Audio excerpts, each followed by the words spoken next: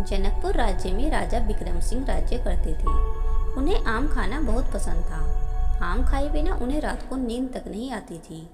एक बार उनके राज्य में आम की सारी फसल खराब हो जाती है और किसी भी पेड़ पर आम नहीं आते हैं। राजा बिक्रम सिंह आमों के बिना बहुत दुखी हो जाते हैं और महामंत्री को बुलाकर कहते हैं,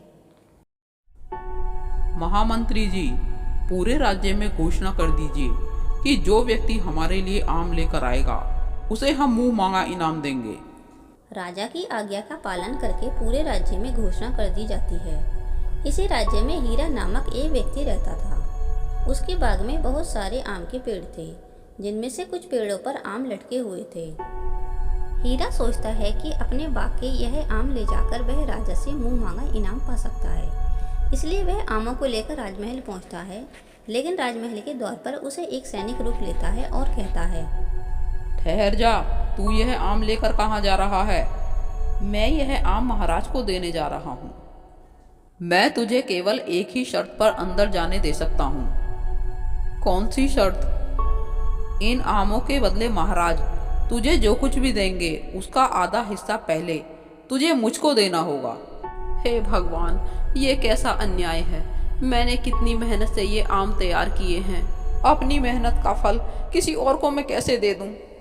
देख, यदि महाराज तक ये आम लेकर पहुंचना है तो मेरी शर्त माननी ही होगी, वरना जा यहाँ से।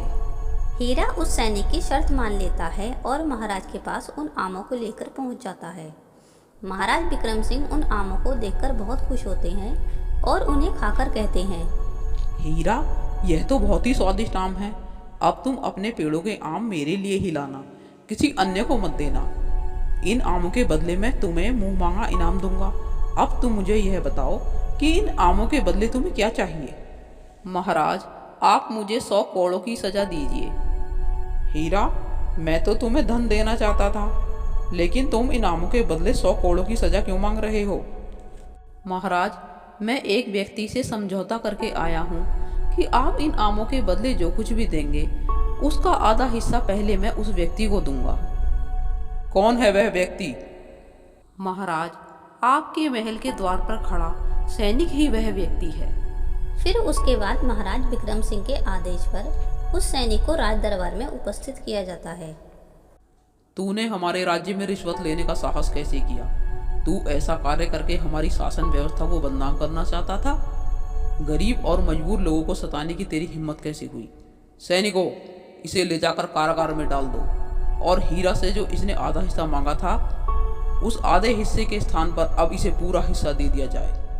फिर उसके बाद उस रिश्वतखोर सैनिक को ले जाकर कारागार में डाल दिया जाता है और 100 कोड़ों की सजा दी जाती है। महाराज बिक्रम सिंह हीरा को स्वर्ण मुद्राएं देते हैं और हीरा महाराज को प्रणाम कर अपने घर आ जाता है।